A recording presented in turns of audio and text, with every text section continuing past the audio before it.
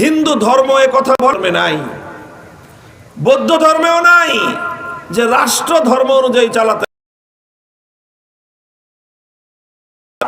যে তোমার রাষ্ট্রকে খ্রিস্টান ধর্ম অনুযায়ী চালাতেই হবে। এই জন্য একজন খ্রিস্টান একই সাথে খ্রিস্টানও থাকতে পারে, সেকুলার এবং ধর্মনিরপেক্ষ হতে পারে, কারণ আবার রাষ্ট্রকে ধর্ম থেকে আলাদা রেখে সে ধর্মনিরপেক্ষ হতে পারে। বৌদ্ধের ব্যাপারে একই কথা, যেহেতু তার ধর্ম এ কথা বলে না যে তোমার রাষ্ট্রটাকে তোমার ধর্ম অনুযায়ী চালাতে হবে, এই জন্য একজন বৌদ্ধ রাষ্ট্রকে ধর্ম থেকে আলাদা রেখে সে বৌদ্ধও থাকতে পারে, আবার সে ধর্মনিরপেক্ষ হতে পারে, নিরপেক্ষ হয়ে থাকতে পারে, কারণ সে ধর্মের জায়গায় ধর্মপালকে তার ধর্ম থেকে আলাদা রাখলো। ইসলাম বলে দিয়েছে ইসলামের মধ্যে রাষ্ট্রকে ধর্ম থেকে আলাদা করবার কোনো সুযোগ নাই। ইসলাম যেই জিনিসগুলোর সমন্বয়ে গঠিত, ইসলামের মধ্যে মানুষের ব্যক্তিগত জীবনের বিধিবিধান আছে, এটা একটা অংশ। ইসলামের মধ্যে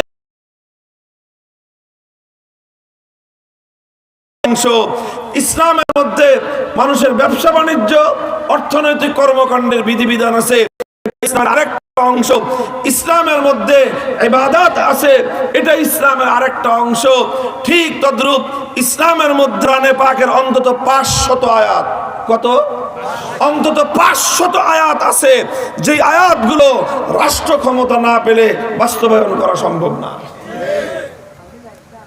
ইসলামের মধ্যে বিধান আছে, চোর চুরি করলে হাত কেটে দাও, তরবারি দিয়ে তার কল্লা কেটে কিসাস জারি করো। কেউ ব্যভিচার করলে, অবিবাহিত হলে 100 বেত্রাঘাত লাগাও, বিবাহিত হলে তাকে মৃত্যুদণ্ড দাও। ইসলামের এই জাতীয় অনেকগুলো বিধান আছে, এই বিধানগুলো বাস্তবায়ন করতে হলে রাষ্ট্র ক্ষমতা, এই বিধানগুলো কোনোদিন বাস্তবায়ন করা যাবে না। অথচ এই বিধানগুলো আল্লাহর কোরআনে আছে, আছে না নাই? তাহলে কোরআনে যে বিধানগুলো আছে সেগুলো কে বাস্তবায়ন করবে? খামাখাই থাকবে? ইসলাম যদি তুমি মানতে চাও তাহলে ইসলামের এক অংশ মানবা, আরেক অংশ মানবা না, এটার কোনো সুযোগ নাই। আল্লাহর কোরআন বলে দিয়েছে, আফাতুমিনুনা বিবাদিল কিতাবি ওয়া তাকফুরুনা বিহি ইয়াফআলু যালিকা মিনকুম ইল্লা খিজয়ুন ফিল হায়াতিদ দুনিয়া ওয়া ইয়াউমাল কিয়ামাতি ইউরাদ্দুনা ইলা আশাদ্দিল আযাব।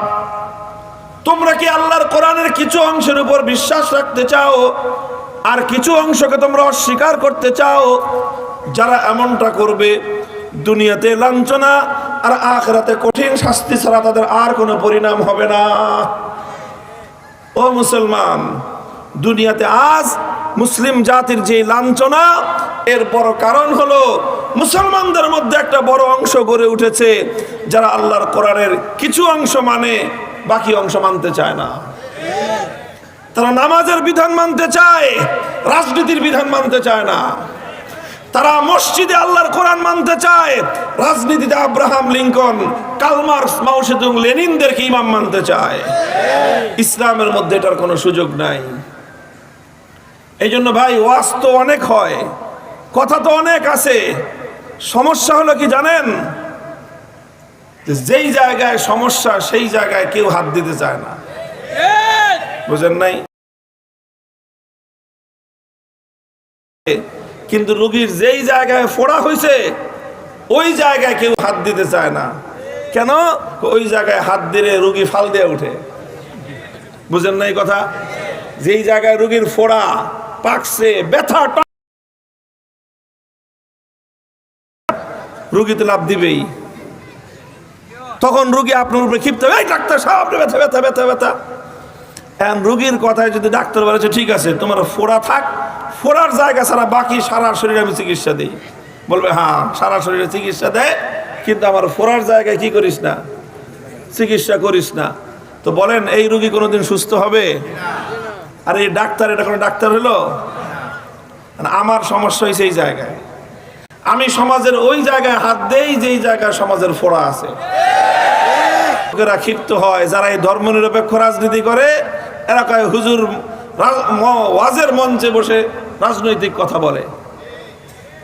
এই তখন আমার বিরুদ্ধে ক্ষিপ্ত হয়, বিশেষ করে কোরআনের কথাই বললাম, তোমাকে কোরআনের আয়াতের রেফারেন্স দিলাম, তুমি কোরআন খুলো, কোরআনের আয়াতের অনুবাদ দেখো, যদি আমি অনুবাদ ভুল করে থাকি তারপরে এসে প্রোটেস্ট করো। কোরআনের এই আয়াত তো বলতেছে রাষ্ট্র পরিচালনা করতে হলে নামাজ কায়েম করতে হবে।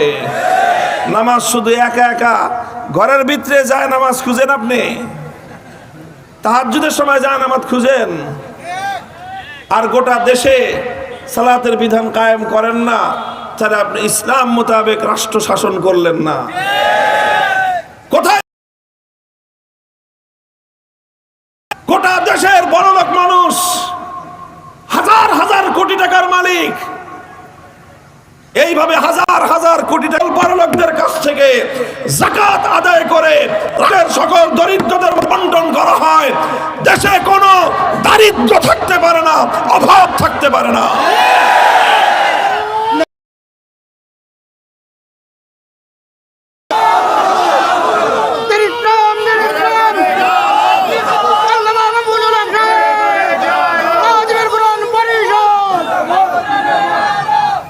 মুহতারাম হাজিরিন, এই জন্য আমি বেছে বেছে এই কথাই বলি, যেখানে ঘাও দেখি, যেখানে ফোড়া দেখি, যেখানে সমস্যা, যেখানে রুগীর সমস্যা, সেই জায়গায় হাত দেই, সেই জায়গায় কথা বলি।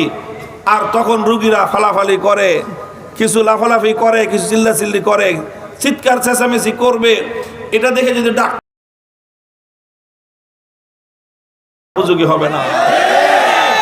এই জন্য তোমরা যতই চিৎকার চেঁচামেচি করো,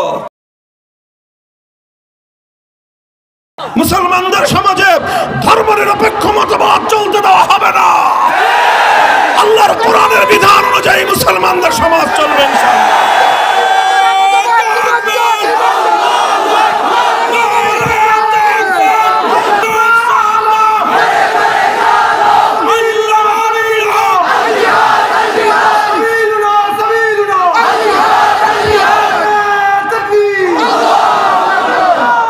তাহলে আল্লাহর কোরআনের সূরাতুল হজ্জের ৪১ নম্বর আয়াতের আলোকে স্পষ্ট বার্তা হলো এই: হিন্দু ধর্মনিরপেক্ষ হতে পারে, বৌদ্ধ ধর্মনিরপেক্ষ হতে পারে, খ্রিস্টান ধর্মনিরপেক্ষ হতে পারে, মুসলমান কোনদিন ধর্মনিরপেক্ষ হতে পারে না। কাজেই যেই দেশে মুসলিমরা থাকে, যেই দেশে মুসলমানদের বসবাস, সেই দেশে মুসলমানদের কাছে ধর্মনিরপেক্ষ মতবাদ গ্রহণযোগ্য হতে পারে না। তারা ধর্মনিরপেক্ষ মতবাদের অনুসরণকারী, তারা ইসলামের অঙ্গহানি ঘটায়, ইসলামের অঙ্গহানি ঘটায়। ও মুসলমান, কেউ যদি তোমার শরীর থেকে একটা অংশ কেটে নেয়, তুমি চেয়ে চেয়ে দেখবা? বলেন। কেউ এসে বলে যে ভাই আপনার হাতটা একটু কেটে নেই, সরি কিছু মনে করেন না, কি বলেন, মানবেন? আপনার চোখের সামনে আপনার বাবার হাত যদি কেউ কেটে ফেলে, একটা অঙ্গ কেটে নিয়ে যায়, মেনে নিবেন? আপনার মায়ের কেউ যদি হাতটা, মাথাটা, পাটা কেটে নিয়ে যায়, কোন মানুষ বরদাস্ত করবে? তাহলে তুমি যদি তোমার নিরাশ করতে না পারো, মুসলমান হয়ে তোমার চোখের সামনে থেকে এই ধর্মনিরপেক্ষ মতবাদীরা ইসলামের গুরুত্বপূর্ণ রাষ্ট্রীয় বিধান আল্লাহর কোরআনের ৫০০ আয়াতকে কেটে নিয়ে,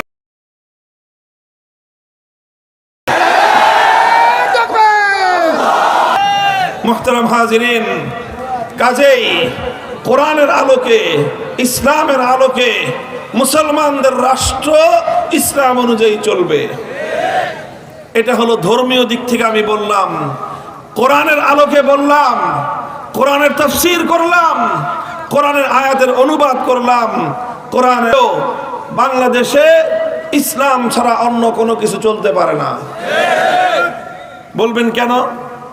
এটা ঐতিহাসিকভাবে আমি প্রমাণ করে দেখাবো যে আমার এই ভূমিতে ইসলাম ছাড়া অন্য কোনো মতবাদ চলতে পারে না। কারণটা, অন্যান্য ধর্মাবলম্বীরা সবাই যার যার ধর্ম পালন করবে, সবাই নিজ নিজ ধর্ম নিরাপত্তার সাথে পালন করবে। তাদের বাড়িঘর, জায়গা জমি, ব্যবসা বাণিজ্য, সহায় সম্পদ, তাদের ধর্মীয় উপাসনালয়, মন্দির, প্যাগোডা, গির্জা, এগুলো সম্পূর্ণ নিরাপদ থাকবে। এই তাদের ধর্মীয় উপাসনালয়ে তারা নিজ নিজ ধর্ম পালন করবে, এই ব্যাপারে আমাদের কোনো আপত্তি নাই। বরং আমরা বলবো রাষ্ট্রের দায়িত্ব হলো নিরাপদভাবে তাদেরকে রাষ্ট্রটা চলবে ইসলাম মতো। ইসলাম যার যার ধর্ম অনুযায়ী যার যার জায়গায় তার ধর্ম পালন করার সম্পূর্ণ, কাজে তাতে কোনো সমস্যা নাই। কিন্তু কথা হলো রাষ্ট্রটা চলবে ইসলাম মতো। কথা বলেন ঠিক না বেঠিক? এটা ঐতিহাসিকভাবেই বাংলাদেশের জন্য, বেশি লম্বা ইতিহাস বলবো না, ছোট্ট করে শুধু এটুকু বলি। দেখেন 1757 সালে, যদি সেই ইতিহাস আলোচনা করতে যাই ঘন্টার পর ঘন্টা সময় লাগবে। স্বাধীনতা যুদ্ধে আলেমদের অবদান নিয়ে আলোচনা করতে পারবো ইনশাআল্লাহ। শুধু ব্রিটিশরা দেশ থেকে বিতাড়িত হলো, দেশটা স্বাধীন হলো, তখন প্রশ্ন আসলো দেশটা চলবে কিভাবে। তখন এই দেশে প্রধানত দুইটা জাতি ছিল, একটা হলো হিন্দু আর একটা মুসলিম। এই দেশ বলতে গোটা ভারত উপমহাদেশ বলতেছি, ব্রিটিশ আমলে সবটাই একটা দেশ ছিল। কয়টা দেশ? একটা দেশ ছিল। তখন ভারত, পাকিস্তান, বড় বিশাল একটা অঞ্চল নিয়ে রাষ্ট্র ছিল। কয়টা? একটা। এর মধ্যে প্রধান ছিল দুই জাতি, হিন্দু আর মুসলিম। হিন্দুরা বলল আমরা রাষ্ট্র চাই, ধর্মনিরপেক্ষ রাষ্ট্র। কেমন রাষ্ট্র চায়? কারণ হিন্দু ধর্মে ধর্মনিরপেক্ষ রাষ্ট্র অনুযায়ী রাষ্ট্র চালানোর কোন সিস্টেমই ধর্মের মধ্যে নাই। এই জন্য পৃথিবীতে কোথাও কোন হিন্দু এই কথা বলে না যে হিন্দু রাষ্ট্রের প্রয়োজন, কারণ হিন্দু ধর্মের মধ্যে রাষ্ট্র পরিচালনার কোন বিধিবিধানই নাই। এই জন্য হিন্দুরা বললো কি রাষ্ট্র চাই? কি রাষ্ট্র? ধর্মনিরপেক্ষ রাষ্ট্র চাই। আর অধিকাংশ মুসলমানরা বললো যে না, আমরা যেহেতু মুসলমান, আমরা ধর্মনিরপেক্ষ হতে যাবো কোন দুঃখে, আমরা ইসলামী রাষ্ট্র চাই। হিন্দুরা চায় ধর্মনিরপেক্ষ রাষ্ট্র, মুসলমানরা চায় কি চায়? ইসলামী রাষ্ট্র চায়। এটা নিয়ে অনেক দিন চললো, অনেক দিন এটা নিয়ে আন্দোলন সংগ্রাম চলতে চলতে শেষ পর্যন্ত সিদ্ধান্ত হলো ঠিক আছে, বিশাল অঞ্চল প্রায় 4 ভাগের 3 ভাগ অথবা কমপক্ষে 3 ভাগের 2 ভাগ এটা দিয়ে দেওয়া হলো ধর্মনিরপেক্ষবাদীদের জন্য, যে তোমরা এই জায়গায় দেশ চালাও। আর মুসলমানদেরকে দেওয়া হলো 3 ভাগের মাত্র 1 ভাগ, বা আরো কম 4 ভাগের 1 ভাগ দিয়ে বললো ঠিক আছে মুসলমানরা তোমরা এই জায়গায় ইসলামী রাষ্ট্র করো। কথা বুঝতেছেন? এইভাবে ভাগ বটোয়ারা হয়ে গেল। ভাগ বটোয়ারা হয়ে যারা ধর্মনিরপেক্ষ তারা চলে গেল ধর্মনিরপেক্ষ রাষ্ট্রে, যারা ইসলামী রাষ্ট্র চায় তারা চলে আসলো ইসলামী রাষ্ট্রে। এইভাবে ভাগ বটোয়ারা হয়েছে 1947 সালে। যেই সব এলাকায় মুসলমানরা বেশি ছিল সেখানে ইসলামী রাষ্ট্র হবে, এই কথার ভিত্তিতে দেশ ভাগ হলো। দেশ ভাগ হওয়ার সময় আমাদের বাংলাদেশের মুসলমানরা চতুর্দিকে ভারত, বাড়ির কাছে তালাক দিয়ে এদেশের মুসলমানরা বলল আমাদের এত বড় রাষ্ট্রের প্রয়োজন নাই, আমরা একটা ছোট রাষ্ট্র হলেও এমন একটা রাষ্ট্র চাই যে রাষ্ট্রে আইন চলবে আল্লাহ, যে রাষ্ট্রে বিধান চলবে আল্লাহর কোরআনের। এইভাবে মুসলমানদের জন্য আলাদা রাষ্ট্র হলো, নাম হয়ে গেল তার পাকিস্তান। আমরা বললাম ঠিক আছে, আমরা যেহেতু মুসলমান, আমাদের বাপদাদারা বলল আমরা ধর্মনিরপেক্ষ রাষ্ট্রে নয় বরং আমরা ইসলামী রাষ্ট্রে থাকবো। এইভাবে দেশটা ভাগ হয়ে গেল। ভাগ হওয়ার পরে পশ্চিম পাকিস্তানি সৈন্য শাসকরা 24 বছর পর্যন্ত জাতির সঙ্গে গাদ্দারি আর বিশ্বাসঘাতকতা করলো। কথা ছিল দেশ চলবে আল্লাহর আইন অনুযায়ী। 24 বছর পর্যন্ত গাদ্দারি করলো ওরা। তখন বাংলাদেশের মানুষ স্বাধীনতা যুদ্ধ করে পশ্চিম পাকিস্তানিদেরকে ঠ্যাঙ্গায় বিদায় করলো এই দেশ থেকে। এরপরে 80 বছরের ইতিহাস হলো যে এই দেশের মানুষ 80 বছর আগে হিন্দু এবং ধর্মনিরপেক্ষতাবাদীদের সঙ্গে ভাগাভাগি করে আমরা ঠকছি, আমরা ভাগে ঠকেছিলাম, বেশিটা দিয়ে কমটা নিয়েছিলাম। কেন নিয়েছিলাম? তাও তোদের মতো থাক, আমাদেরকে আমাদের মতো থাকতে দে। বুঝেন নাই কথা? দুই ভাইয়ের মধ্যে জমি জমা নিয়ে গন্ডগোল, দুই ভাগ তো সমান হিস্সা পায়, দুই ভাই কথা বলেন করে। আরেক ভাই বলেছে যে তুই বেশি নিয়ে থাক, তবু তুই আমার জায়গা আমার ঝামেলা করিস না, আমাকে আমার জায়গায় শান্তি মতো থাকতে দে। যা তোরে দিয়ে দিলাম 4 ভাগের 3 ভাগ তুই নিয়ে থাক, আমি অর্ধেক পাই, 2 ভাগ পাই, ওখান থেকে তুই অর্ধেক নিয়ে নে, আমার 4 ভাগের 1 ভাগ দে। ওই 1 ভাগ নিয়ে আমরা মুসলিম অনুযায়ী চলার কথা। এটাই ছিল 47 সালের দেশ বিভাগ। 71 সালে সেই বিধান, সেই বাস্তবায়ন না হওয়ার কারণে, ইসলাম কায়েম না হওয়ার কারণে জুলুম হয়েছে, ইসলাম কায়েম না হওয়ার কারণে বৈষম্য হয়েছে, ইসলাম কায়েম না হওয়ার কারণে পশ্চিম পাকিস্তানিরা পূর্ব পাকিস্তানের মানুষের উপর অত্যাচার, জুলুম, নিপীড়ন, নিষ্পেষণ, বৈষম্য করেছে। বৈষম্যের বিরুদ্ধে লড়াই হয়েছে 1971 সালে। 71 সালের মুক্তিযুদ্ধ ছিল জালেমের বিরুদ্ধে মজলুমের লড়াই। 54 বছর আর কোনো কথা নাই, বার্তা নাই, এইভাবে চলতে চলতে 24 সালে এসে আবার বাংলাদেশের মানুষ উত্থান হয়েছে, বৈষম্য বিরোধী বিপ্লব হয়েছে বাংলাদেশে। কাজেই 47, 71, 2024 সাল 78 বছরের ইতিহাসের আলোকে এই বিষয়ে বলতে চাই, ভাগ বাটোয়ারা হয়েছে। যাদের ইসলাম পছন্দ হয় না, ধর্মনিরপেক্ষ মতবাদ অনুযায়ী যারা চলতে চায়, তাদের জন্য তাদের নেত্রীর মতো সীমান্তের অপর প্রান্তেই তাদের জন্য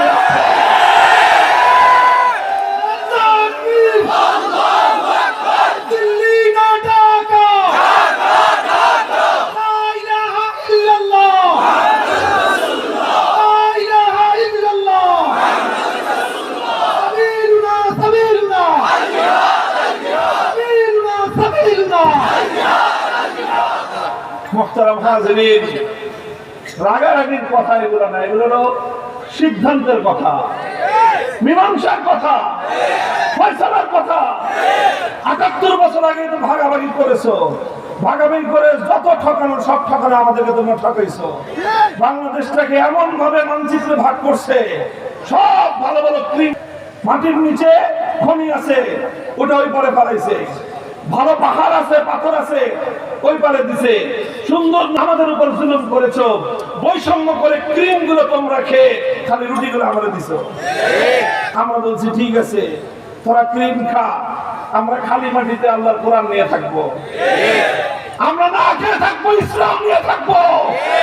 3 বেলা খেতে না পারলে দেশে আইন করবে আল্লাহ, সংবিধান হবে আল্লাহ।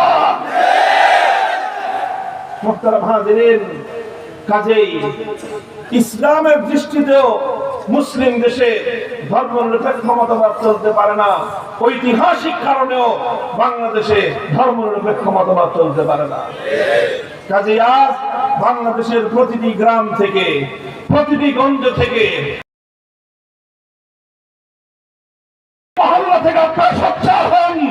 ইনশাআল্লাহ মানুষ যদি তৈরি হয়, বাচ্চা ছেলে, কয়েকটা বাচ্চা ছেলে তৈরি হয়েছে বিপ্লবের জন্য, সাহস করেছে, ঝুঁকি নিয়েছে, আল্লাহ সাহায্য করেছেন। মহাপরাক্রমশালী 15 বছরের ফ্যাসিবাদী স্বৈরাচারী দেশে থাকতে পারে নাই। যদি কয়েকটা ছাত্র এই কাজ করতে পারে, এদেশের ইমানদাররা যদি ইমানি জজবায় উজ্জীবিত হয়, মুসলমানরা যদি আল্লাহ দ্বীনি চেতনায় তারা শানিত হয়, আল্লাহর কসম খেয়ে বলি, আগামীর বিপ্লব হবে ইসলামের বিপ্লব। আগামীর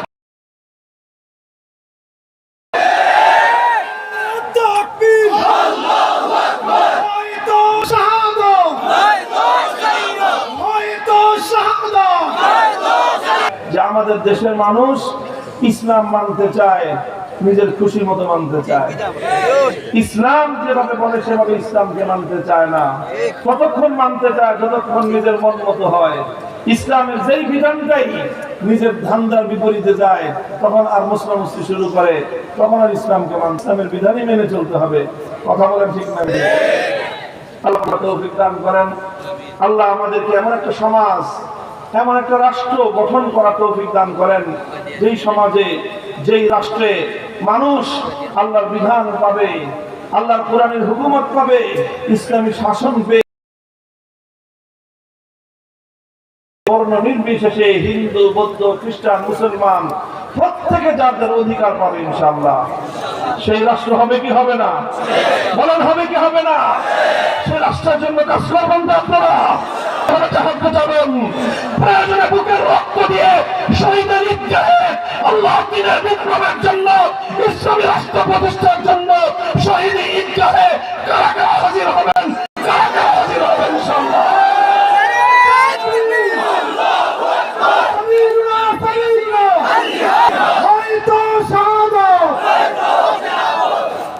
আল্লাহ পাক রব্বুল আলামিন আমাদের সকলকে এই শপথ রক্ষা করার তৌফিক দান করেন। আমার জন্য দোয়া করবেন, কথাগুলো যেন শুধু আমার মুখের কথা হয়, এগুলোই যেন আমাদের হৃদয়ের কথা, চেতনার কথা, জীবনের কথা হয়। আল্লাহ যেন আমাদেরকে সবাইকে এই শপথ রক্ষা করার তৌফিক দান করেন। ওয়া আখিরু দাওয়ানা আলহামদুলিল্লাহি রাব্বিল আলামিন। সুবহানাল্লাহি ওয়া বিহামদিহি, সুবহানাল্লাহি ওয়া বিহামদিহি, আশহাদু আন লা ইলাহা ইল্লা আনতা, আস্তাগফিরুকা ওয়া আতুবু ইলাইক। اللهم صل على محمد وعلى ال محمد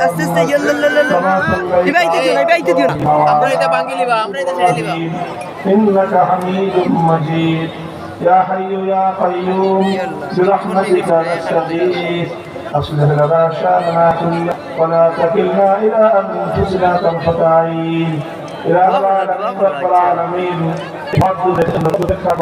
হাজার হাজার মানুষ এই প্রত্যন্ত অঞ্চলে জামায়াত হয়েছে আল্লাহ তোমার দ্বীনের ভালোবাসায়, কোরআনের ভালোবাসায়, আল্লাহ ইলমের মহব্বতে, আল্লাহ মজমাকে তুমি পরিপূর্ণ কামিয়াব করো, কবুল করে নাও।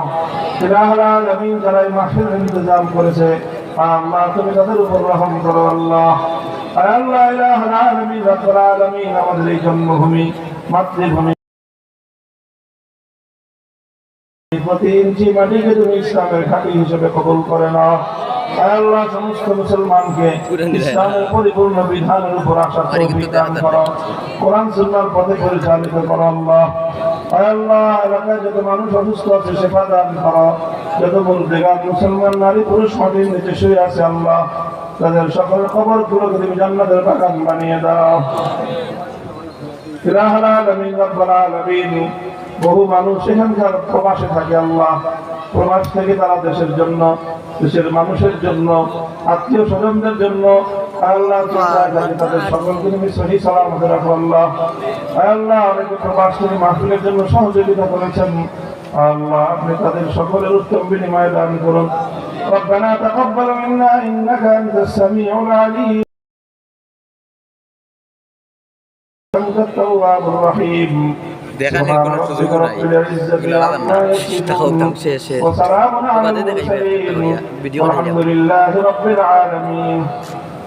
ভাই আমার যাওয়ার পথে মেহরবানি করে আপনারা ঘোরাঘুরি করবেন না, কেউ মুসাফা করার জন্য চেষ্টা করবেন না। আজান হবে, নামাজ হবে ইনশাআল্লাহ। মুসাফা করার জন্য কেউ রাস্তা ক্লিয়ার করুন। ভলান্টিয়ার ভাই, যুবক ভাই আপনারা রাস্তা, আলহামদুলিল্লাহ প্রশাসন তুমি রেডি